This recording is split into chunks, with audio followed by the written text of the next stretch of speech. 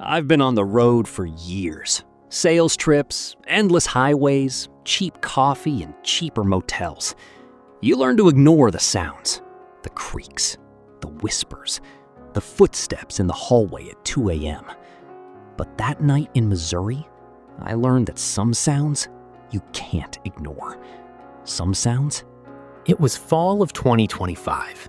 I'd spent the entire day driving through northwest Missouri, hitting over 60 sales leads. My brain was fried. All I wanted was a hot shower and a bed. The hotel had a log cabin aesthetic, all wood and warmth. It felt cozy. But cozy can be deceiving. I was on the 3rd floor, top floor. From check-in until the next morning, I never saw another guest on my floor. Not one. That detail seemed unimportant at the time, but later, it would become the first piece of a puzzle I still can't solve. Around 11:30 p.m., I heard activity in the hallway. Footsteps, a door opening, urgent voices. I didn't think much of it. Hotels are noisy. Guests come and go. I kept typing my emails, scheduling tomorrow's work. The sound faded. I forgot about it. 15 minutes later, I needed water. I stepped into the hallway and saw a gurney halfway inside a room 3 doors down. 2 EMTs stood in the doorway. A man in his 60s lay on the stretcher. I couldn't see his face, just his arm, his torso. I assumed it was routine. I went back to my room. 10 minutes later, I tried again. This time the gurney was fully in the hallway. One EMT was doing chest compressions. The other stared at a monitor. And then I heard it. The flatline. That continuous, unforgiving tone. The sound of a life ending. The EMT looked at me. His eyes were hollow, dead.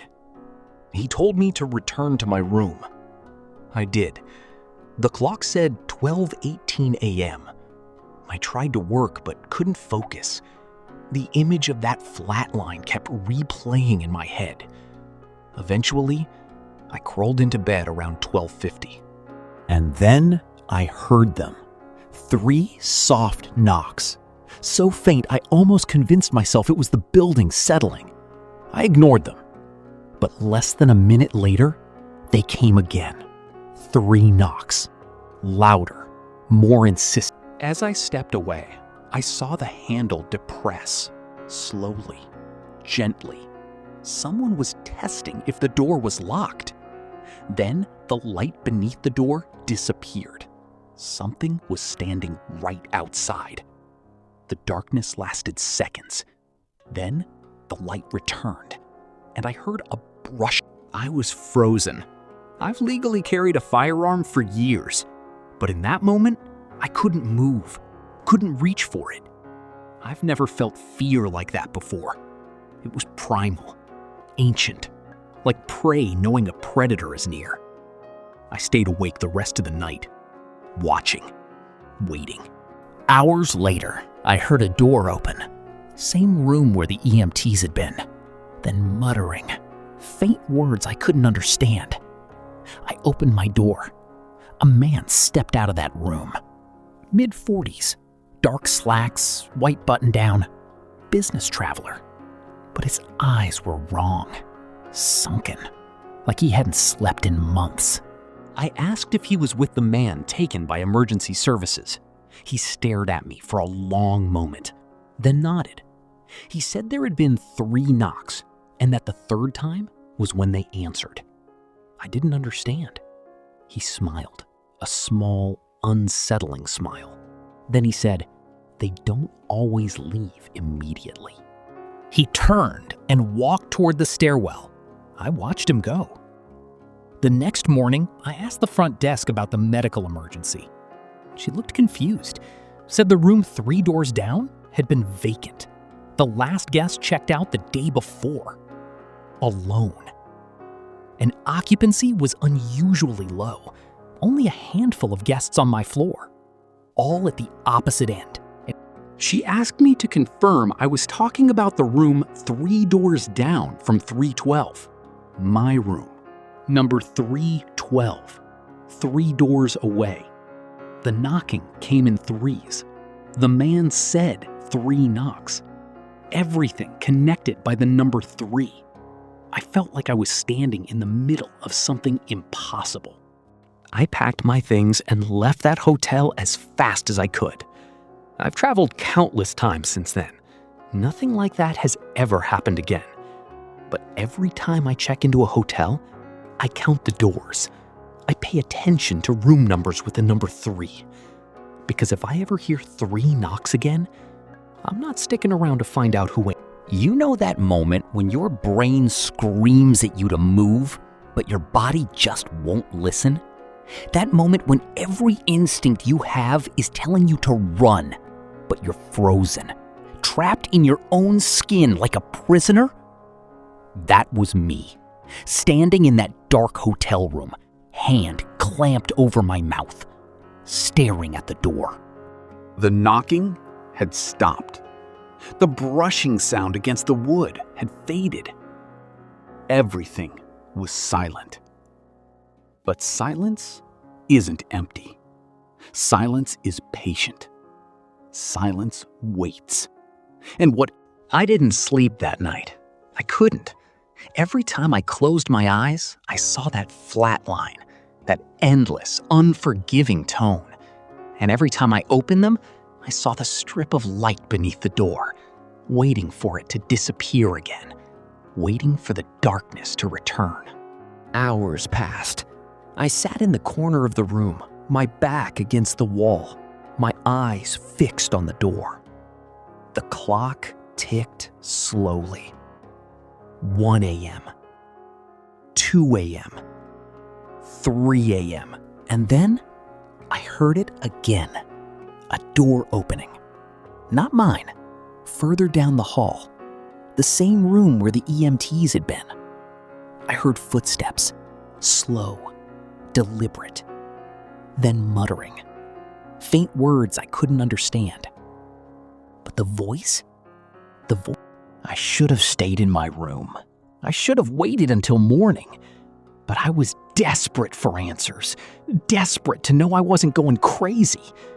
So I opened my door, just a crack, and I looked out into the hallway. The light was dim. The hallway was empty. But I heard the muttering still. I stepped out. The carpet was soft beneath my bare feet. The air was cold. Too cold for a hotel hallway in fall. I walked slowly toward the room 3 doors down. The door was ajar. The room inside was dark, but I could see a figure moving inside. A silhouette, human-shaped. I stopped. I was about to speak when the figure stepped into the doorway. A man, mid-40s, dark slacks, white button-down shirt, business traveler. But his eyes were wrong, sunken, hollow, like he hadn't slept in years. Like he'd seen things that had drained the life out of him. He looked at me, not with surprise, not with anger, just recognition. Like he'd been expecting me, like he knew I was coming. He didn't speak at first. He just stared, those sunken eyes boring into mine. I felt small, exposed, like he could see right through me. Finally, I spoke. My voice was shaky. I asked if he'd been with the man taken by emergency services. He was silent for a long moment. Then he nodded, slowly, deliberately, like he was confirming something I didn't fully understand, like there was more to the story than I knew. Then he said it. There were 3 knocks. His voice was flat, empty. The 3rd time was when they answered. I was confused. I asked what he meant. He tilted his head slightly. A small smile crossed his face. Not a warm smile, a cold one, a knowing one. They don't always leave immediately, he said. The words hung in the air between us, heavy, ominous. I didn't understand what he meant. I don't understand it now. But in that moment, standing there in that dark hallway, I felt something shift. Like reality itself had cracked open. "They don't always leave immediately," he said. The words hung in the air between us. Heavy. Ominous. I didn't understand what he meant. I don't understand it now. But in that moment, standing there in that dark hallway, I felt something shift. Like reality itself had cracked open. He turned and walked toward the stairwell. I watched him go. His footsteps echoed in the silence. He didn't look back. He just walked away, disappearing into the darkness like he was never there. I stood there frozen, trying to process what had just happened. The words echoed in my head. 3 knocks. The third time was when they answered. I went back to my room. I locked the door. I sat on the bed and stared at the wall. I didn't sleep. Couldn't sleep. My mind was racing. Who was that man? What did he mean? And why did he seem so calm, so certain? Like he knew something I wasn't supposed to know. The next morning, I went to the front desk. I asked about the medical emergency. The woman looked confused. She said there was no medical emergency. She said the room 3 doors down had been vacant. The last guest checked out the day before. Alone. And she asked me to confirm the room number. I told her 312. She looked at me with something close to fear. And I knew, right then, that I had stumbled into something I would never understand. Some monsters hide in the woods. Some hide in hotel rooms. But the most dangerous ones, they hide in plain sight. They smile at you, they laugh with you, they roll blunts for you. And then one day, they're standing in your closet, staring at you with dead eyes, asking for something you don't even have. My roommate Misty had been dating Paul for a while. Seemed like a decent guy. Chill, respectful. He'd roll blunts for us, because neither of us knew how. We'd talk about video games. He seemed normal. But that's the thing about psychopaths. They're really good at seeming normal. They broke up a couple weeks ago. It didn't end well.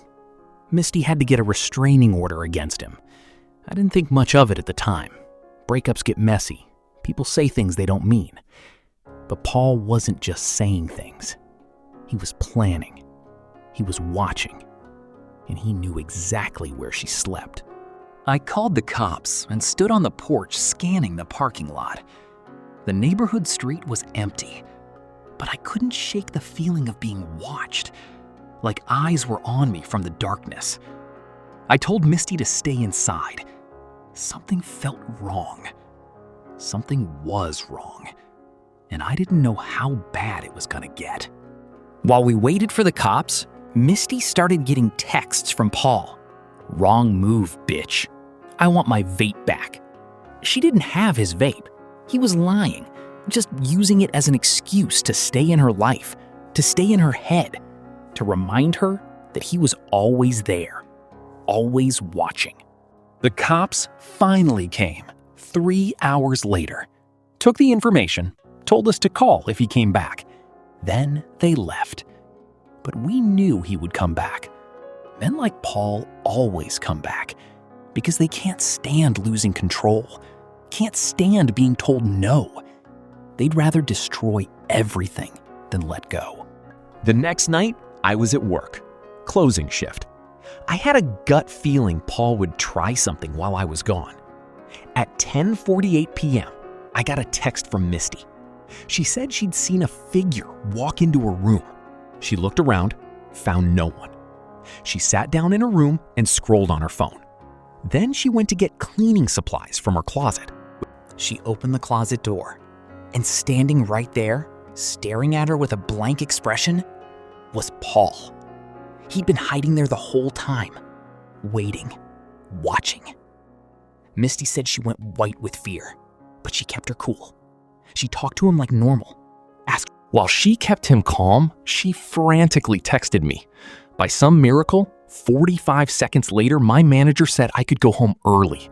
I bolted out of my job, called 911, got on the bus. By the time I got home, the police had already put him in cuffs. But the image of him standing in that closet will never leave me. That's one kind of stalker. The kind you can see. The kind you can get a restraining order against. But there's another kind. The kind that finds you online. The kind that knows your name, your face, your life. The kind that messages you on Instagram, then finds you again on TikTok 2 years later. I was 18 when he first messaged me. Random guy on Instagram. Seemed harmless at first. Then he asked if I wanted to play Truth or Dare. I said yes. Stupid, I know. But I was young and curious. He asked me one question. How are you finding life at university? But I had never told him I was at university. He knew something he shouldn't have known. I blocked him. Forgot about it. 2 years later, he found me again. Same guy, same face, different account. Dozens of messages. Sexual, angry, demanding, explicit photos. He'd been waiting. He'd been watching. And when I blocked him again, he found me on TikTok. I blocked him again. But he'd already seen my face. Already knew my name. Already knew where I lived. So here's what I've learned. Monsters don't always wear masks. Sometimes they're the ex-boyfriend who knows where you sleep. Sometimes they're the stranger who knows your name. And sometimes they're the face you see in the window, watching you from the shadows. The most terrifying thing I've realized? I still don't know if I've seen the last of either of them. I look over my shoulder every day. I check my closets. I check my windows. I check my doors. Because I know that obsession doesn't just go away. It waits.